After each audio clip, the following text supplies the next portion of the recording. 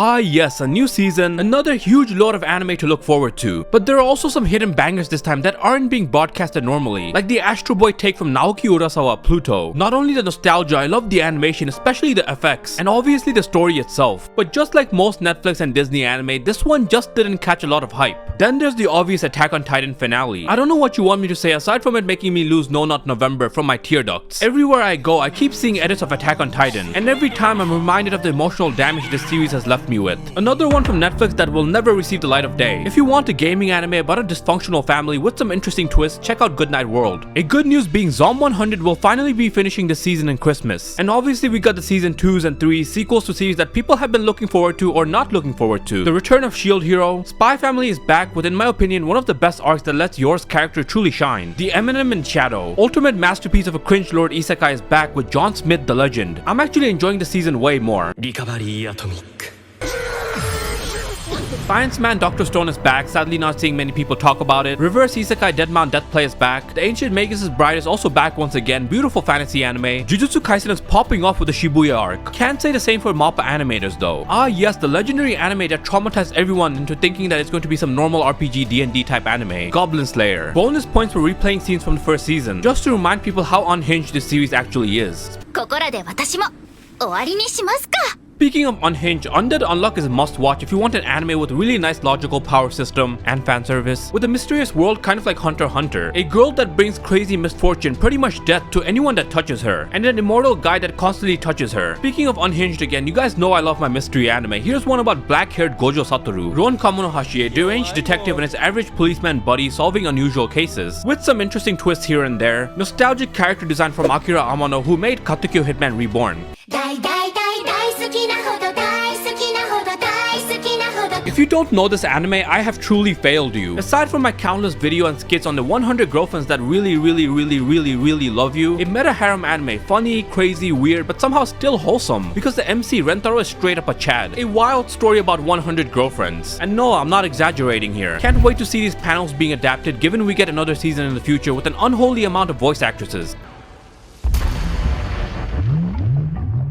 I have never been more excited to watch a gaming anime than back when I first sat down as a teensy little teenager and watched the edgy beater MC, Kirito from Sword Art Online, the first time. Obviously a more comedic approach, but Shangri-La Frontier has been a treat, especially with the visuals. If you want an all-out brutal revenge story in a fantasy magical world where humans hate magic and will manage to piss you off in the first episode, you have to try out Kingdoms of Ruin. Speaking of fantasy magical worlds, add some dragons this time and a sprinkle of time travel. You get this surprisingly well animated story about Killua from Hunter x Hunter killing dragons in Ragna Crimson. Also, I love Crimson's character design. And here we go, my two most anticipated anime this season, the first being Frieren Beyond Journey's End. Safe to say the first 2-hour long episode actually made me tear up. A beautiful, exciting, and emotional fantasy story that takes place after the grand adventure. Lets us explore the passage of time, the value of it, even the most minute moments, through an elf with an extremely long lifespan. Kind of like experiencing the after story side quests and helping your newbie friends in an MMO. Scenes like this make you realize just how much the animation staff loves the production for this. There was no need for this scene to go this hard. And of course the soundtrack by Evan Cole.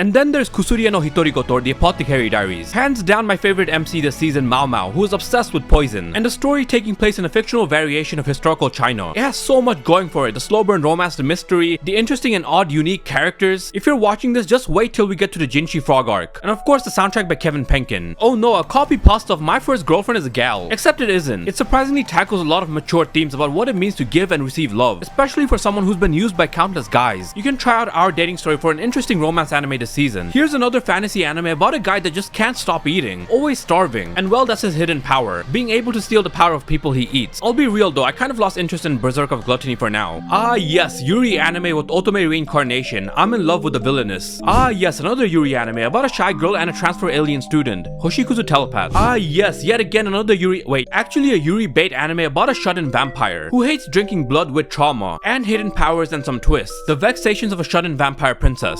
A ghost stuck in a toilet is back for some special episodes after school Hanako-kun. That's not the actual premise by the way, but if you want a uniquely animated story about a girl and her meeting with a rumored ghost, you have to try this along with the bonus after school Hanako-kun this season. But I will take this chance to say that Toilet-bound Hanako-kun is getting a second season. No release date yet because it's in production, but yeah, look forward to it.